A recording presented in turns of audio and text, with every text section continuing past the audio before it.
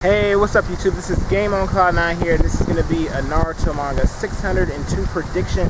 In this week's chapter of Naruto was awesome, as are most Naruto chapters. And for the most part, it was just mainly about Obito and Madara and about them knowing each other, basically developing and letting us see a little bit more of their relationship, that sort of thing. And for the most part, I found it interesting to see how they interact with each other. I used to think, oh, maybe Madara would be really pissed off to Obito to the point where maybe he'd make an appearance, when he made an appearance and met up against Obito, that maybe he'd kill him or something like that. But, honestly, it wasn't anything like that, which I guess is pretty cool, because then it didn't make it cliche in a sense, because usually villains are known to do that when, their assistant or whoever doesn't do something exactly the way they want it. We all know that they usually walk up, kill the guy who didn't do what they wanted to do, and then that be it. So, Madara didn't exactly do that. But I'd say the most key things about this week's chapter, of course, is seeing what happened to the Kages in this fight, and also seeing the last panel at the end of the chapter. Now, mostly we saw Naruto, of course, when Madara appeared on the battlefield, he noticed that it was just like clones there, so we don't know exactly who the real Naruto is. But one of the key things Naruto says to him is basically, okay, if you're here, then basically what happened to the Kages? And we all know Madara's reaction. I'm pretty sure all of you read the chapter by now. And Madara just kind of smiles about it, smirks about it, like, they're not so okay, and then Naruto starts, raging out. And of course, Naruto running up to Madara Uchiha using, I don't care if it's a Bijudama or not, trying to use Bijudama isn't going to work, because Madara, we see in the chapter, actually takes out the fan after Obito gives it to him, and even reflects his attack right back at him. So that was, I'd say, for the most part, the action in the chapter, because there wasn't too much action. But when we get a flash over to the Kages on the earlier part of the chapter, we see Tsunade completely torn in half. And everybody, I know everybody's thinking, oh, Tsunade's gonna die, Tsunade's gonna die. And on one hand, I think she is, but on the other hand, I don't. I'm 50-50 on it, because one key thing that Tsunade said that kind of leads me think that she wasn't gonna die is that she said, my body is okay right now. And I'm like, if she wouldn't have said that, then I'd say, okay, yes, Tsunade's gonna die.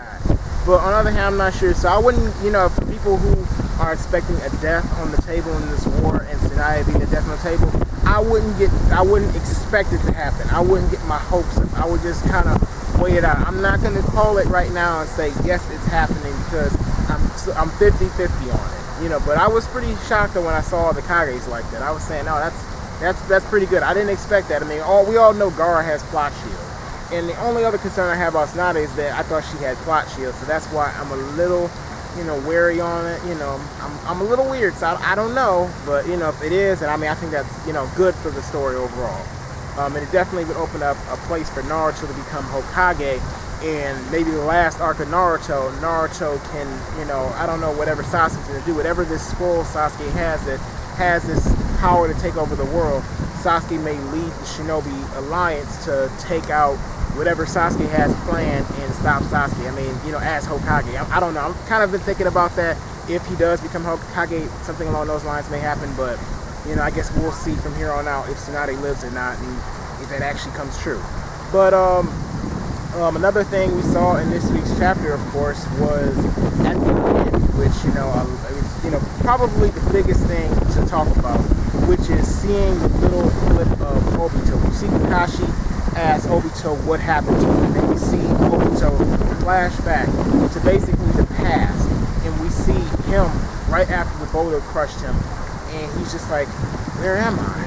And he thought he died and all that, and then we see Madara walks up and says, you're in the crevice of this, like between, I think, the living world and the world of the dead, something like that, and we see, I think that's the end. And now everybody's thinking, like, is that Madara or not? I think it's Madara based on the way his hair is shaped, and, who else would it be? I mean, I don't see who else would be.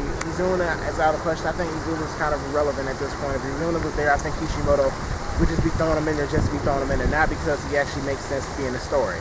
But, yeah, I want to know, as far as, of course, hopefully next week we do get, coverage of Madara and like, you know, what happened with Obito and why he decided to pick Obito out of everybody else, like all the other Uchihas. And not only that, but why did he save him? Because Madara always talks about how he doesn't like when people are weak. He talked about how he didn't like weak shinobi, he didn't like weak senju even more. So it's like, okay, wouldn't you have thought Obito was weak?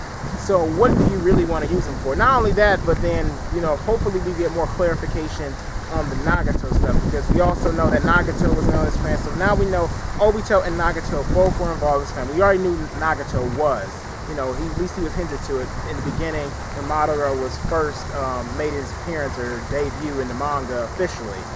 And same thing, well, of course now we know, you know, Toby is Obito, so we know these two are involved with it. But why did he pick them? Especially I'm wondering with Nagato, what importance did Nagato really play? Because we know he wanted the Rene Tensei thing, you know, but why does it matter if you're resurrected with Rene Tensei or Edo Tensei? I mean, both of them bring you back from the dead, so there has to be a specific reason.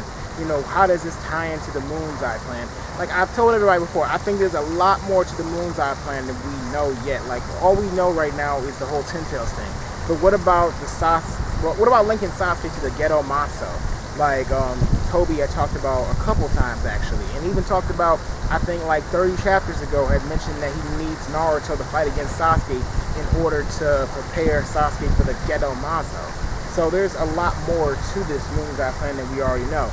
So definitely looking forward to next week's chapter. I'm not sure if we're gonna get too much action. We all know that Naruto and Killer Bee are supposed to fight against Madara, and Kakashi and Guy are going to fight against Toby. Not sure if Kakashi and Guy are going to pull out a win, especially since I thought Kakashi's Manga Kyo was kind of messed up. So, you know, I'm a little bit, I mean, I don't know, like, that's a little bit weird if he's able to use it again, you know. So, I mean, I'm going to have to say Kishimoto, I mean, you know, I enjoy your story, but I mean, that kind of didn't make sense a little bit, especially since he's about to die like 2 chapters ago. But the whole thing with Naruto and Killer Bee fighting against Madara, I don't know, see how they're going to fight or, you know, actually pull out a win, especially since Naruto's new at using this new Biju mode thing.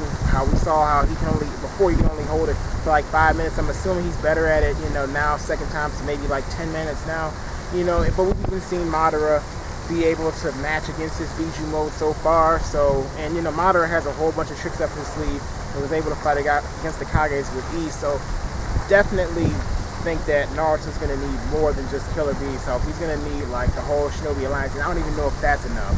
You know, I really can't see it being enough. So who knows, Madara may actually pull out a win here. But next chapter, definitely probably going to see those flashbacks of what happened to Obito and Madara, that whole deal, and maybe get a little bit of the fight between Kakashi and Guy versus Toby or Obito, I'm assuming. Anyway, those are my thoughts on what's going to happen next chapter, guys. Leave me what you guys think is going to happen down in the comment section below. Don't forget to go ahead and rate this video. So if you liked it, thumbs up. If you didn't like it, thumbs down. Also, don't forget to go ahead and subscribe if you enjoy my content and want to see more. Anyway, thank you for watching, and I'll see you later.